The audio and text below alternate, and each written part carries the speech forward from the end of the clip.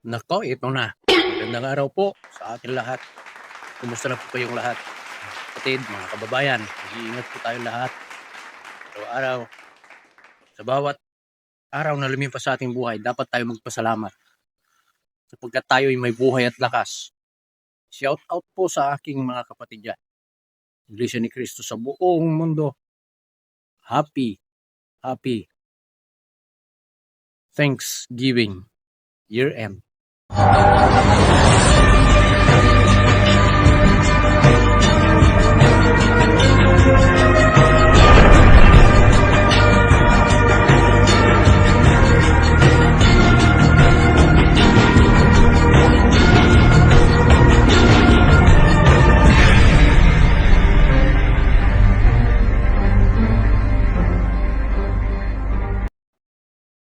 Ito, makikita naman siguro ninyo, konting-konti na lang at maaabot na yung 10K. May mga sniper dyan, nakikita ko. Pwede naman ninyo pindutin yung subscribe para makatulong din naman. Sana. Pakiusap na. Huwag na kayong mahiya, libre naman yan. Pindutin nyo lang yung subscribe at yung bell. Yan lang, ganun lang. Walang maraming salita para itong programang ito ay matulungan din naman ninyo kahit paano. Kapal na mukha, no? Ito na. Nagsalita na yung asawa ni dating secretary ng DPWH. Tungkol sa insidenteng nangyari sa kanya. Nagsalita na siya. Matindi yung revelasyon niya.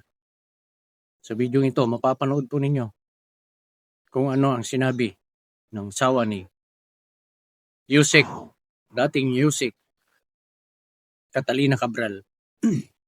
Sabay-sabay po natin panoorin. Pagkatapos nito ay yung pag-uusap ng tatlo sa Net 25. Senador Rodante Marcoleta, Kuya Jen at Kuya Nelson. Pagkat may natuklasan sila. Ipapakita po natin muli sa inyo yung episode na yon. Nung bago-bago lang na sumabog yung balita, yung issue na incident tungkol kay Cabral. Mayroon silang natuklasan. Si Senador Rodante Marcoleta.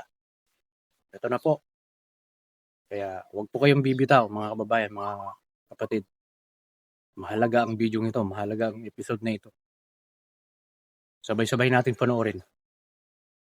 Buhay ba talaga o nagtago? Yan ang alamin natin sa video ito. Ano ba talaga ang nangyari? Buhay ba siya? Kaya lang ay nagtago? O may insidenteng nangyari kay Catalina Cabral? Yan ang ating tutuklasin sa video ito. Sapagkat marami po ang naghahaka-haka na may maraming mga teorya na palabas lang daw yung kaganapang iyon. Kasi nandito kami, dumating ako dito kagabi alauna. O alas 2. Para ayusin lang yung bangkay ng asawa ko. So ngayon, dami lang na mga requirements para ma-release namin, magmadala namin sa Manila. Hanggang ngayon, di ba gumagalaw yung papel eh. Sir, ang sinabi po kasi ay nag-ano po kayo, nag-waiver kayo, pero pinapa-autopsy po kasi yung asawa niyo. Sabi ko nga, ito na, nakita namin, pinakita ko na sila yung bangkay. Ngayon nakita nila, tinignan nila kung ano yung itsura. Tapos, papa-autopsy nila na, pag nakita nila siguro, karapatan na namin na nagbigay na kami ng waiver. Sir, bakit po ayaw niyo pong ipa-autopsy? Alin? Yung... Ba't na papa-autopsy pa? Nakita mo na yung sarili mo na, yung sarili niya na hiwain mo pa? Kasi nakita na ako na in-autopsy, binubuksan buo. Tapos biyaan lang, iiwan na lang ng mga mag-autopsy. Ikaw ba gusto mo namatay ka na? Gusto pang gusto mo makita pa na naghirap na yung tao, tapos hiwain mo pa? Para lang anong dahilan na wala naman sila nakita ng foul play? May kahilingan pa kayo sa governance mo? Hinihiling ko lang, kasi ako galing rin ang gobyerno eh. Sobra yung yan na nagpakahirap ang asawa ko. 42 years in service. Tapos ayan ang nangyayari.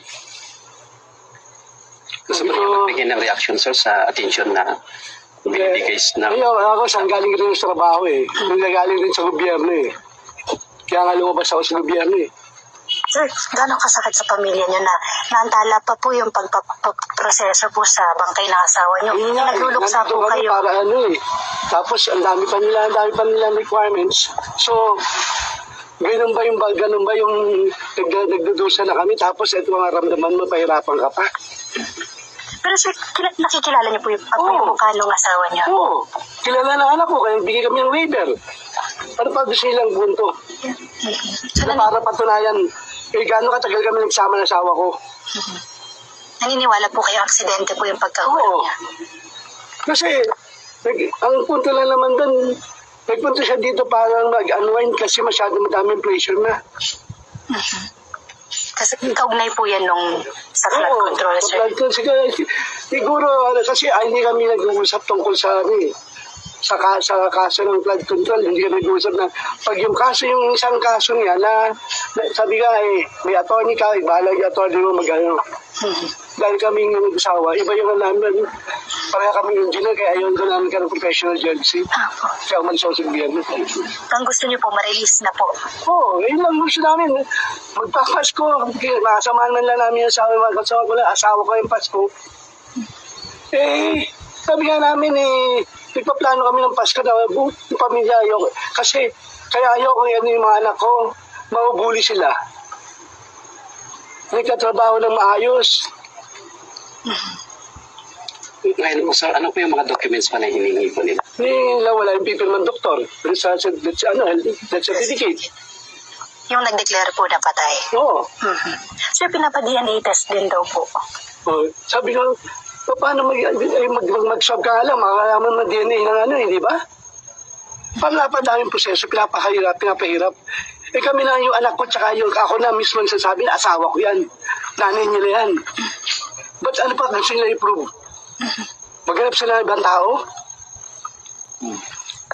Yun lang magiging reaction ko dahil kung ikaw man, gusto mo ba nakita mo yung magulang mo o yung kasama mo sa bahay na sa asawa mo na nakita mo na nagka-disgrasya tapos gusto mo pabuksan mo pa yun, Kayo na siguro mag-umusga.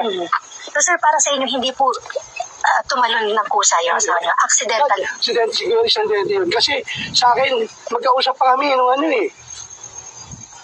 before that day.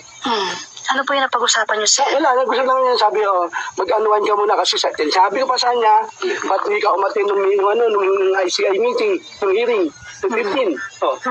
Then sinabi ko sa kanya, sabi ko, sabi mo yung lawyer mo, mag-usap kayo. Dahil hindi tayo nagpapakailaman sa trabaho yan Hindi ko nakikialam ng trabaho Sir, lasa lang, nasaan yung cellphone at mga gadget po? Ako hindi pa nakikita. Simula dumating ako dito. Kasi kasi ko siya. So yung gamit, wala ako nakitang gamit. Sabi po kasi sinuli sa inyo. Wala siya solid. Ako dumating ako dito alas 2. Sabi nila sinuli. So wala pa ako nakita. Kinausap ko anak ko, wala silang gamit na Kasi maraming gamit. Siyempre, kasi namin tao. Sige sir, marami. Jose Catalina Cabral, kahapon po ay ang balita natagpuan doon sa isang bangin. Ayun. Nabalitaan ko yan, alas 8 ng gabi siguro, kagabi, Jen. Ang unang nagbalita sa akin dyan ay si Senador Jingo Estrada. Opo. Siya din nabigla. Alam mo ba ito? Sabi niya, natagpuan daw na wala ng buhay si dating Yusek Catalina Cabral. Yun, doon ko nabalitaan. Siguro maganda, basahin natin yung buong balita. Sige, para magkaroon tayo ng tamang konteksto. Context, ayun. Ang ulat po dito ay nakita siya sa gilid ng Buwed River sa Cannon Road. Unay walang malay at hindi ho nagre-respond. Nakuha siya ng mga rumusponde na hating gabi. Nadala pa sa dineklaran patay ng doktor na si Gian Frances Salinas, 12:02 ng hating gabi. Ang driver naman po ni Cabral, ang pangalan ay Ricardio Muñoz Hernandez, siya ang huling kasama ni Cabral. At sa kanyang kwento, binabagtas po nila ang Cannon Road mula Baguio nang magsabi si Cabral na ibaba siya sa Purok Maramal, Sitio Camp 5 sa Barangay Campor alas 3 ng hapon. Nagsabihan niya ito na iwanan lang siya doon. Pero dalawang pangyayari to, Jen, ha? Una ay dumaan sila sa lugar, bumaba sila, pero sinita sila ng pulis. Opo, pinalis kasi pinalis sila. Mapanganib daw po sa lugar na yun. Ang sabi ng driver, bumalik sila sa may malapit sa hotel, kumain, at nagpunta sa hotel bago bumalik ulit rito. Doon sa area pa rin yun. Ibig sabihin, 2 beses sila pumunta.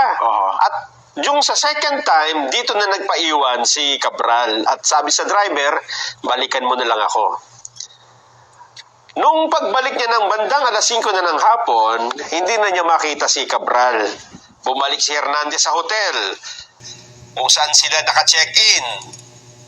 Wala din daw po doon Kaya bumalik siya sa Cannon Road View Deck kung saan nandun ng Station 8 ng Baguio City Police Office. Humingi na siya ng tulong. Kasi gumabi na na madilim na.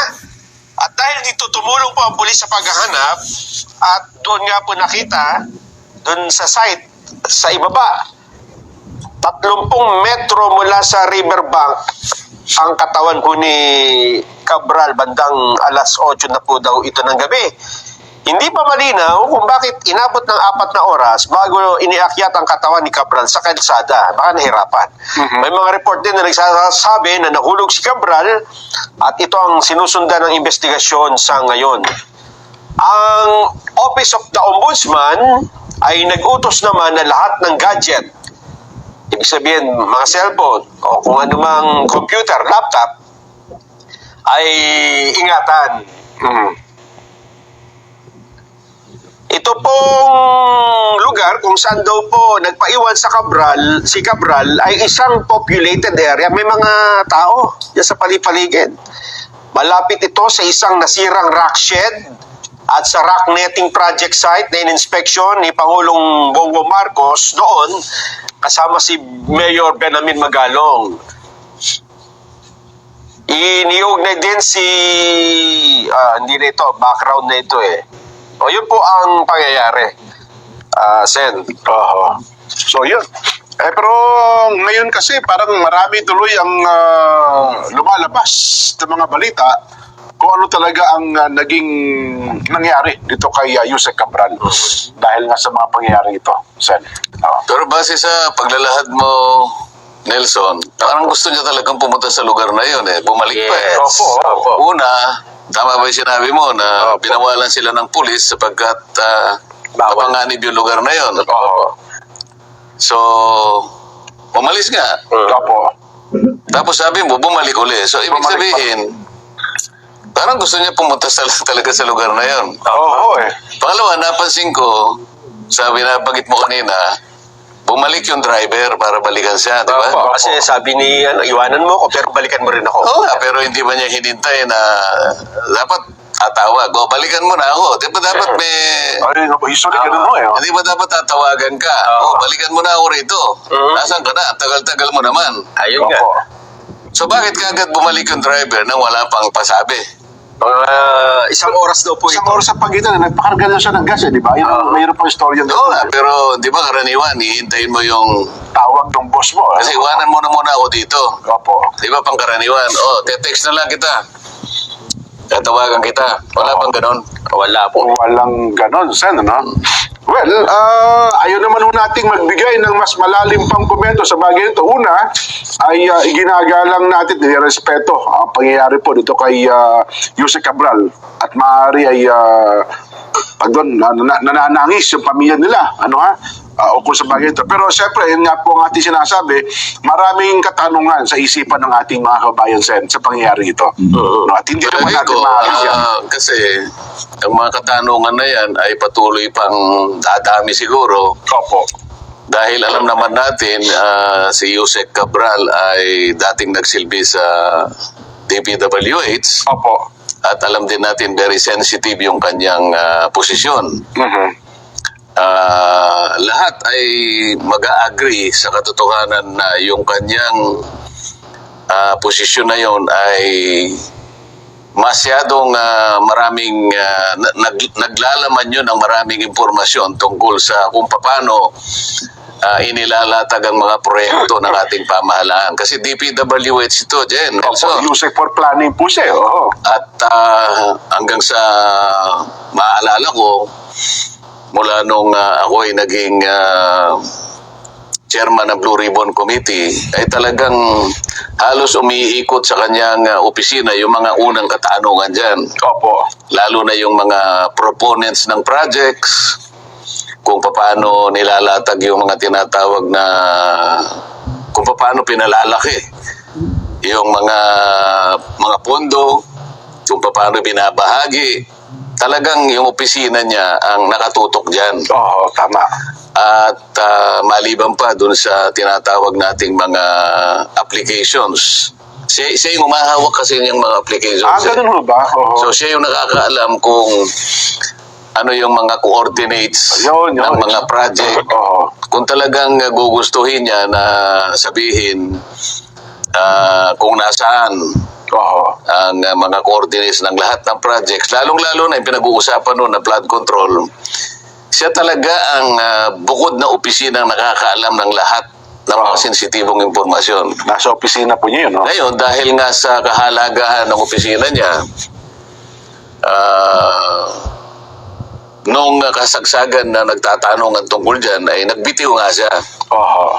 At mula doon ay wala namang masyadong ginawa na yung Blue Ribbon Committee. At marami nga nagtataka, ba't ganon? Oo. Gayong siya yung pinakamaraming nalalaman dyan, parang wala lang. Oo. Pagkatapos, maraming nagsasabi na nakakuha ng mga impormasyon na maaaring makapagbigay ng kung ano-anong related na mga ibang tatalakayin at maaaring ma-involve yung maraming tao. Kaya siguro ngayon, kung mo nangyari yan,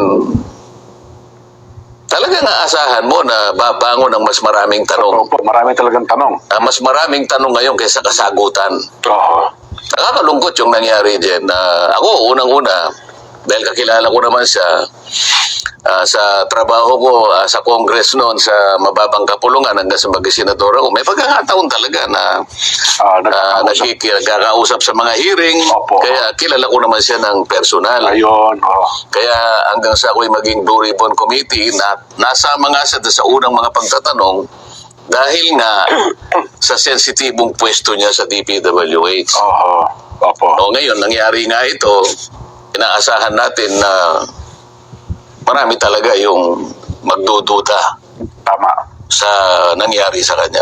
At lalo pa nga nasa naalala ko, di ba dapat nakatakda sa humarap sa ICI? Sa ICI noong December 15, Tapos hindi rin siya pumunta, no? nakarating. Wala rin masabi kung pupunta o hindi. Kung maalala niyo yung dalawa, naging guest natin. Si Kong Lian Libiste po. Si Kong Lian, anak ng aking kumare. Opo.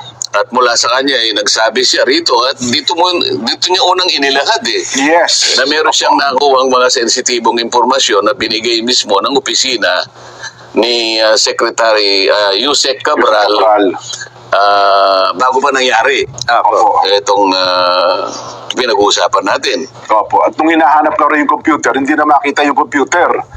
Oo. ganun ang Ngayon, sinasabi mo kanina na may binanggit ang ombudsman na ano sabi niya? Yung mga gadgets ay Pinapa-secure. secure. Oo. Yung Cellphone. text. Yan. Kasi sa forensic investigation, baka, ano bang tanong kasi kung may katagpo ba siya doon? Siya lang bang kusa na tumambay doon? Bakit, ang tanong bakit dalawang beses pa siyang bumalik doon sa nabanggit na lugar? Bakit ang ombudsman ang nagsabi noon? Siguro kung ombudsman ang nakuha ng reaction, diba dapat pulis? Oo nga, no? Dapat kasi siguro yung mga investigador. Opo, yung mga pulis. Kasi kung hahanap ka ng lead, halimbawa, pero ipaalam niya sa mga mga partido ni Yusek Cabral. Opo. Sa tingin ko, hindi yung ombudsman ang magpapanukala ng ganun, kundi yung mismong mga investigador na nagsisimula para malaman ang mga katotohanan sa pangyayaring ito. Bakit? Malamang SOP naman sa mga pulis. Siguro nakuha lang ng reaksyon ng reporter si Ombudsman Remulla. Pero doon sa punto lang, aspetong legal lang, may epekto ba ito sa kaso, sa kontrobersa ngayong ating kinakaharap? Kung legal aspect lang po, walang kasi ang tanong nila ngayon, di ba, ano magiging epekto nito sa iskandalo ng flood control? Ang magiging maraming epekto sa tingin ko kasi nga yung sa dami ng mga impormasyon na dapat sana'y nailahad niya o naikwento niya, maaring yung iba ngayon ay hindi na makikita. Ayun. Di ba? Opo. Maaring tamaan naman ng mga impormasyon na yan ay medyo nagsasaya siguro. Ayun. Oo. Kaya kung tatanungin mo kung anong magiging epekto niyan, merong nalulungkot talaga, merong nagsasaya. May lihim pa na, tama kayo Kasi sir. Opo. yung mga dapat na maibahagi, alang-alang doon sa ikalili ng sino ba talaga ang nagpasimuno niyan. Kaya yung binabanggit natin dito, Opo. palagi nating binabanggit. Sana sa lalong madaling panahon, makita natin kung sino yung mga masterminds, hindi ba? Opo. Ngayon, isa sa epekto, baka mahirapan kung paano maituturo lahat yun, di ba? Dahil sa pagkawala ni Tatanungin mo ako kasi simpleng-simple lang naman. Mas maganda, maraming magkukwento, maraming mapagkukunan ng impormasyon. Opo. Pero sa nangyaring ito, maaaring mapigilan yung iba. Pero sa kasaysayan naman, kung minsan, meron tinatawag na yung twist of fate. Opo. Sa ibang pagkakataon, bigla na lang lilitaw naman yung mga ibang, kasi mag-iiwan naman ng bakas lahat Sakpo yun. Di ba? Oo. Hindi naman isang tao lang siguro nakakaalam sa kanyang opisina, mga ganon. Well, anyway, ako naniniwala naman sa makabagong kaparaanan ng investigasyon ngayon sa part ng Baguio PNP ng Cordillera, tsak, magkakaroon ng malalimang investigasyon siguro, Sen. Ano talaga naging dahilan ng naging kamatayan nitong si Yusek Cabral? Hindi lamang yung kamatayan niya mismo, kung hindi yung epekto ng pagkawala niya. Opo. Kasi nga, nawala siya habang hindi pa ganap na natutukoy ang lahat ng dapat matukoy. Oo. Habang naglalaro pa sa isip ng mga mamayan natin, saan na ba patungo yung mga investigasyon na yan? Ayan. Bakit Opo. nangyari itong ganito? Oo. Di ba? Oo. Pero magtataka ko na sa mga, tama ba yung video footages, bakit binalot siya ng plastic?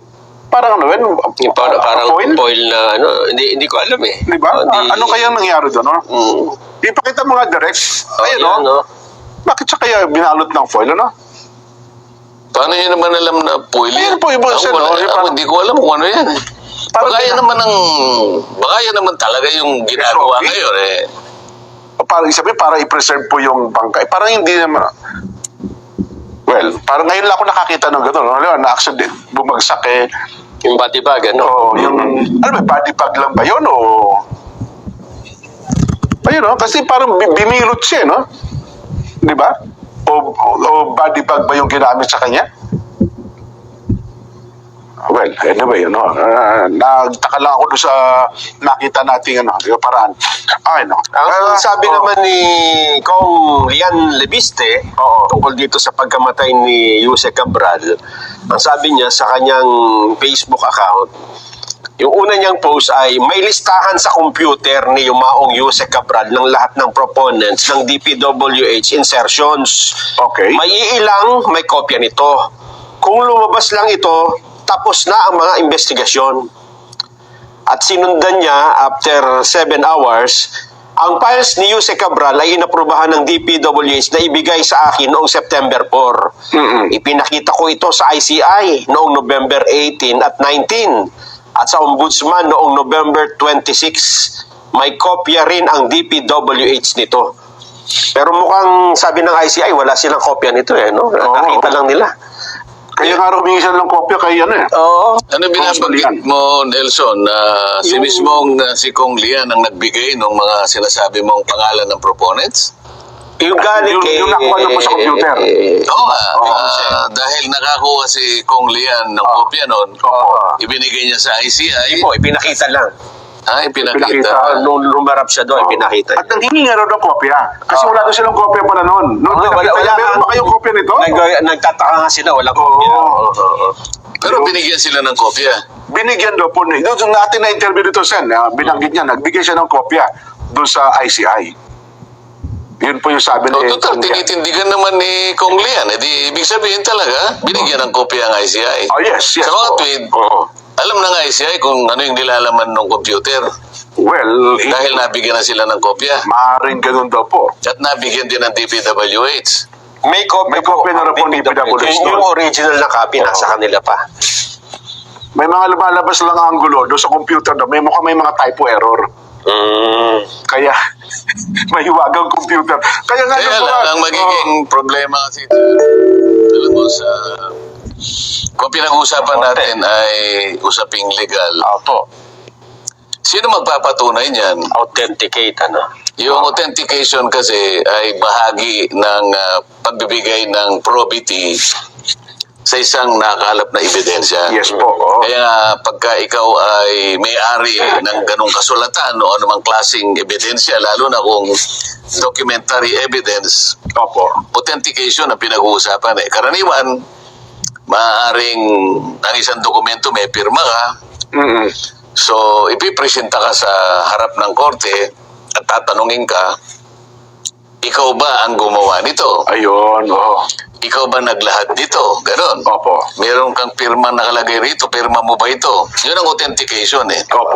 Ngayon, kung halimbawa, listahan lang ang nakita, ngayong wala na si Jose Cabral, sino mag-authenticate ngayon na siya nga ang may-ari nung nakasulat doon sa computer? Kasi kahit na laptop ngayon, maaaring sasabihin lang ng iba, naglagay lang kayo dyan. In-insert nyo lang yan Oo. dyan, mga files na yan. So, ang pinag-uusapan natin dyan, yung technical issue ng authentication, doon medyo magkakaroon ng problema dyan. So, yun pala yun. Sa akin lang, opinion ko lang ito. Maaaring nagkamali ako, pero sa experience ko bilang isang abogado dyan, yan ang medyo problematic. Yung area na yun. Maliban na, siguro kung may mga personal secretary siya, May magsasabing, yan ay talagang kami po ang nag-save niyan, sabi ang gumawa niya. Yung sinasabi nating pwede rin naman patunayan yung mga digital traces sa libro. Ayan, isa po yan. Kaya naman, hindi mo na mabubura yan eh.